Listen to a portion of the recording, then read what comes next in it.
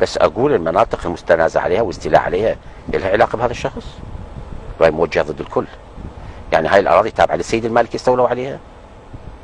زين، عدم محاربتهم لداعش وسماحهم لسقوط تل احفر ومناطق تركمانيه كامله في مناطقهم، ما مدوا حتى مساعده، وقالوا صح بيشمركه قاتلوا، وانا اقول لك قاتلوا لان داعش هاجمتهم، مو لان البيشمركه قرروا يقاتلون. اكو مشكله حقيقيه، وهذه سممت الاجواء. هاي شو لها علاقه بالسيد المالكي؟ يعني هل هي هاي الخلافات داعش يعني بالضد من السيد المالكي ولا ضد العراق؟ انا اتمنى السيد مسعود البرزاني ينطينا، اسمع منه وجهه نظره منذ دخول داعش الى الموصل لحد الان، وجهه نظره تجاه داعش.